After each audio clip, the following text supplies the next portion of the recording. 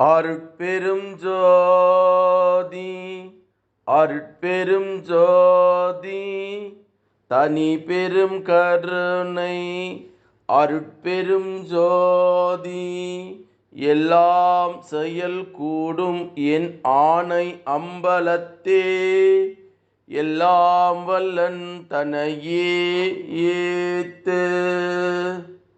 வாழ்க வையகம், வாழ்க வையகம், வாழ்க வளமுடன். குரு வாழ்க, குருவே துணை. அருட்பெரும் ஜோதி அகவல் உரை விளக்கம். நல் வயிற்று தூசும் நன்னுயிர் ஆதியில் அல அற அடக்கும் அருட்பெரும் ஜோதி என்று திரு அருள் பிரகாச வள்ளலார் ராமலிங்க சாமிகள் பாடி அருளச் செய்த திருவருப்பா அகவல் வரி பாடல். தூசுக்கள் அதாவது குற்றங்கள் 4 வகை. எவை அது? பிணி, மூப்பு, பயம், துன்பம். பிணியும் மூப்பு இரண்டும் உடலுக்கு வருவது. பயம், துன்பம் ஆகிய இரண்டும் அகத்தே மனதில் தோன்றுவது. இந்த 4 தூசுகளையும் தொடங்கும் போதே இவை அற்று போகும்படி அருட்பெரும் ஜோதி ஆண்டவரே அடக்கி அருள் புரிவாயாக என்று இந்த அற்புதமான அகவல் வரிக்கு பேராசிரியர் பாலசுப்ரமணியம் ஐயா அவர்கள் சொல்லக்கூடிய ஒரு அற்புதமான அகவல் விளக்கம்.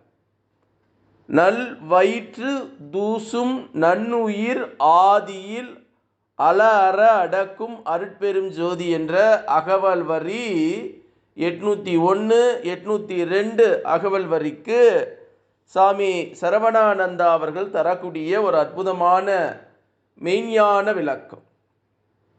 நல் வயிற்று தூசும் நன்னுயிர் ஆதியில் என்பதை உயிர் ஆதியில், நல் வயிற்று தூசு நன்னும் என கொள்ளலாம்.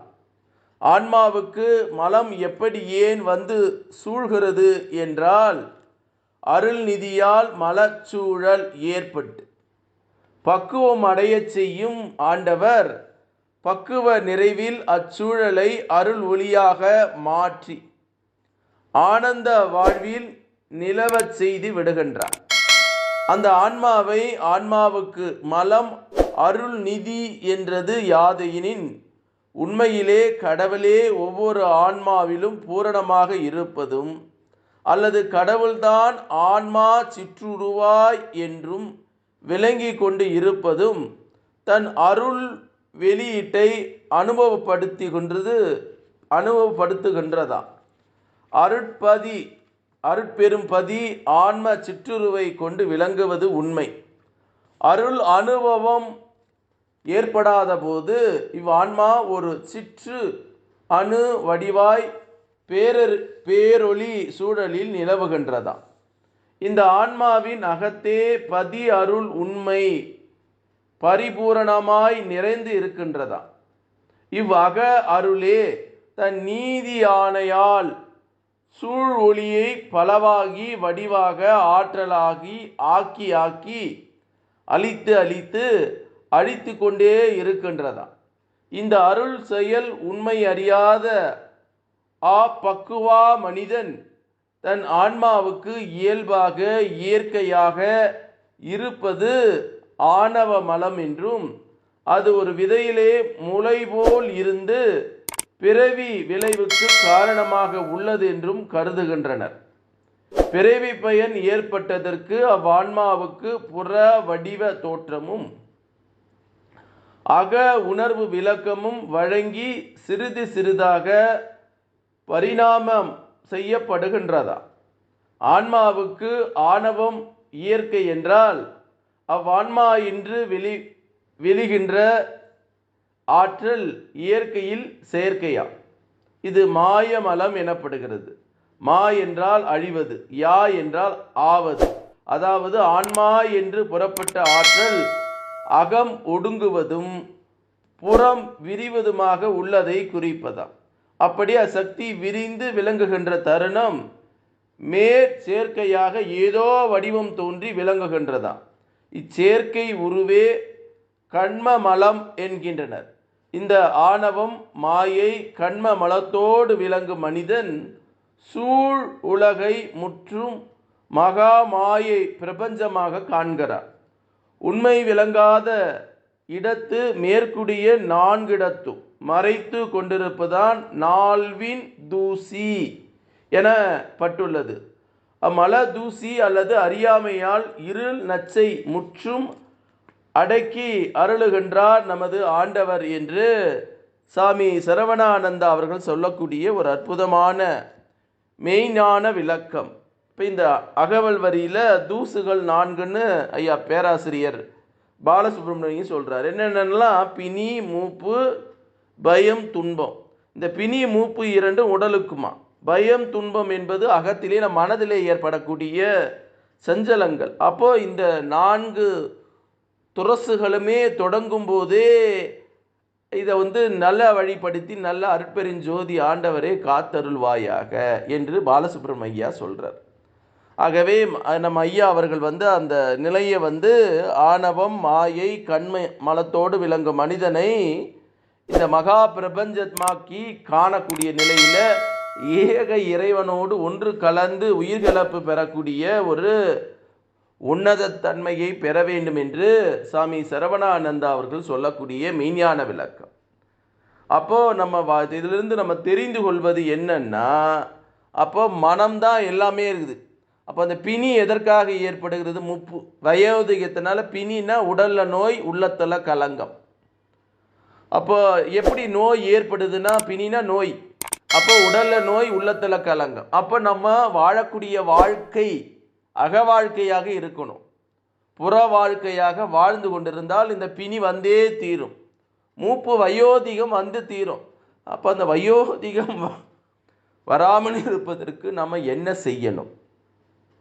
அப்போ வயோதிகம்னா நம்ம காயகல்பம் என்று சொல்லக்கூடிய வேதாத்திரி மகரிஷி அவர்கள் மனவளக்கலையில் சொல்லி கொடுக்குறார். அதே மாதிரி நம்ம அதை கதாகதம் செய்யணும். நம்மளுடைய ஜீவசக்தியை, உயிர் சக்தியை கதாகதம் செய்து இறைவனோடு ஒன்றி கலந்து அந்த மகா பேரமதியான அந்த ஆதி நிலையிலே ஒன்றி கலந்து உயிர்கலப்பு பெறணும். அப்போ அந்த உயிர்கலப்பு பெறுகிற போது தவம் செய்யும்போது மூப்பு அது நம்ம எப்போ வாழணும் வரையும் நம் பதிவை பொறுத்து ஏற்படக்கூடிய நிலை. ஆனால் பயமும் துன்பமும் நம்ம உடம்புக்குள்ளே ஏற்படுத்தி கொள்ளக்கூடிய நிலை. எதை பார்த்தாலும் பயம், துன்பம் துன்பம். எல்லாரும் நீங்கள் நான் எல்லாருமே அந்த பயத்திலையும் துன்பத்திலும் பயப்பட்டிருக்கிறோம். சில மனித ஜீவன்கள், மனித உயிர்கள் அடுத்தவர்களை துன்புறுத்தி இன்பம் காண்பதில் சுகம் காணும். அதே மாதிரி பயம்புறுத்தியே நம்ம வைத்து கொள்வார்கள். இது செய்யாத, அதை செய்யாத, அப்படி இப்படி ஆகிடும், அப்படி ஆகிடும் என்று சொல்லி சொல்லி சொல்லி பயத்தையும் துன்பத்தையும் நம்ம ஏற்படுத்துகிறார்கள். இதுவுமே இயற்கை. இறைவன் எப்பவுமே அன்பும் கருணையும் கொண்ட தயவு கொண்ட அருட்பெருஞ்சோதியாக இருக்கார். அவரை கையில் நம்ம கெட்டியாக பிடிச்சிக்கிட்டோமா இந்த பிணி, முப்பு, துன்பம், பயம் இதெல்லாம் விலகி போய்விடும் என்பது உண்மை என்று சொல்லி அதைத்தான் சாமி சரவணானந்தா அவர்கள் அந்த இயற்கை அனுபவம், செயற்கை அனுபவம் எல்லாம் நமக்குள்ளாகவே இருக்குது. இயற்கையாக இருக்கிற இன்பத்தை நாம் அனுபவிக்க கற்றுக்கணும். அது கற்றுக்கிட்டோமாவே செயற்கை துன்பம் நமக்கு வராது என்பதை உணர்த்தக்கூடிய ஒரு அற்புதமான வரி. அந்த வரியை பாருங்க.